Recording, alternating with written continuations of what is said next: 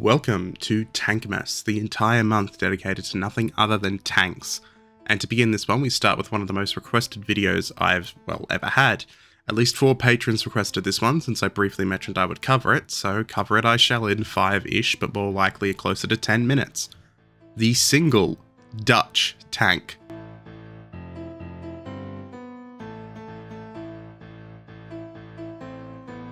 Although the Netherlands had remained neutral during the First World War, the Dutch followed every development with great curiosity, and this included the development of armoured warfare.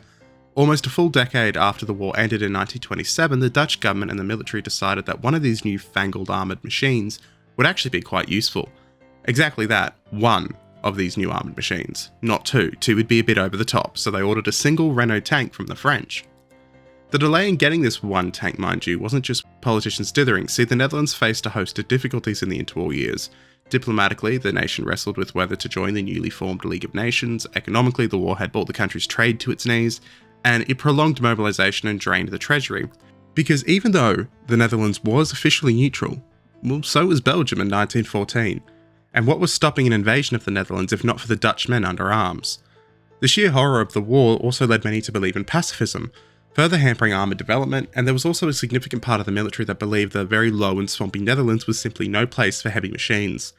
Tanks, it was said, would sink before they ever fought, and so the Dutch General Staff declared there would be no need for tanks, not for testing, not for training, not at all. Years passed quietly until 1925, when on October 6th of that year, the Minister of War commissioned the trade from the firm Grieve & Co. of The Hague to purchase a single Renault FT from France, but bureaucracy and penny pinching delayed the process for 2 years. The ministry refused to spend more than 25,000 guilders, and only in 1927 did the long-awaited machine finally arrive. A special tank committee, which is this in Dutch, was formed to study it. Led by the infantry inspector, the group of officers quickly discovered that the new mechanical beast tore up the cobblestone roads wherever it went, and so they built a special trailer to move it between test sites. Both the tank and its tractor broke down so frequently that repairs became part of the testing routines. The single Renault was soon modified at the State Armoury, where a 7.92mm Schwarlotz M08 machine gun replaced its original French weapon. Handles were also added behind the turret, and a wrench was bolted to the hull. Once refitted, the little tank was stationed at the Reperta barracks in Haarlem. It was here that public fascination grew. In March 1928, during a trial near the dunes near Katwijk, attended by Queen Wilhelmina herself, the curious crowds watched the machine crawl over the sand. But the real spectacle came a month later. On the 12th of April 1928, the Renault was put to the test before journalists and officials in the peat polders behind Huis ten Bosch Palace. Its task was simple: cross a 1.4 metre ditch. The result was humiliating though. The tank nosed into the mud and became hopelessly stuck. The newspapers delighted in the irony of the Dutch landscape itself triumphing over modern warfare. Even the army command seemed reassured that if their own tank couldn't move through the most basic of terrain, then surely the Netherlands would be safe from any armoured invasion. But not everyone agreed. In Militaire Spectator, 2 engineering officers pointed out that such problems had long been solved, with unditching beams, fascines, and improved track designs. The tank committee came to a similar conclusion. After extensive trials across swamps, dunes and forests, their final report declared that tanks were capable of operating in most of the Netherlands, even in the polders, when equipped with proper tools. The committee urged the purchase of modern tanks for continued testing, but naturally their advice was ignored, with Lieutenant General H.A. Seidvaart, the Chief of the General Staff, deeming tanks too costly and completely unnecessary. Still, the idea of armoured vehicles refused to die in the Netherlands. In 1928, the Dutch ordered several small Carden-Lloyd tankettes from Britain. These were nimble, lightweight machines far better suited to Dutch soil.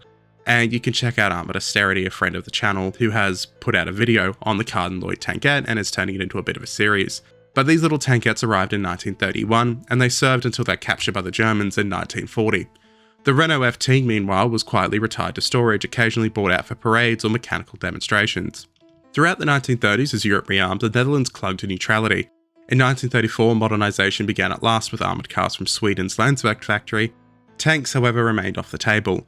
The Minister of Defence dismissed them as obsolete, pointing to their supposed failures in the Spanish Civil War, which I don't know what the hell he was on about there, because they performed quite well there for, the kinds of tanks that were deployed. Money went instead and would be funneled towards fortifications, in a similar vein to what the French did. When Germany invaded Poland in 1939, though, the tune was changed very quickly as the Dutch scrambled to strengthen their lines. Even the old Renault FT was hauled out again, in October and tested in the Pila region, the supposedly impassable Pila region.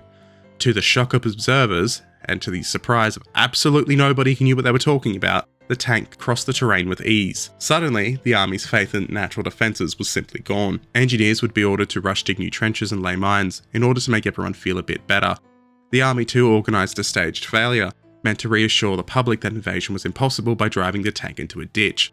Yet behind closed doors, officers realised the opposite. The little tank was more than capable than they wanted to admit, and compared to what was coming, well, this little tank didn't even hold a candle. We all know what happened next, when the Germans finally did come in 1940.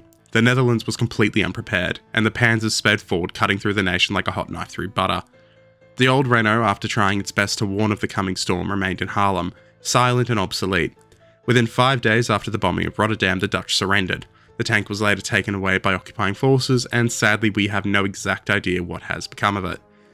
There is a slight rumour that it somehow wound up in Russia, taken as a war prize, but I really severely doubt that. More than likely it was melted into scrap for the German war effort. Today, 2 Renault FTs do actually survive in the Netherlands. Funnily enough, they are both captured German examples, repainted to resemble the country's first and only pre-war tank. Today though, as we all know, the Netherlands has significant tank numbers for a country of its size. Lessons hardly learned. Thank you all for joining me for the start of TANKMAS and this totally 5-minute video. Remember to check out Armoured Austerity for more on the Carden Lloyd tankettes, link in the pinned comment for his video, and yeah, I recommend just checking out his channel in general. He does some niche stuff that you may not have heard of, like war in South America, for example, which is quite interesting. Link in the descriptions, as always, for Patreon and such. Like, comment, subscribe, and I'll catch you all next time.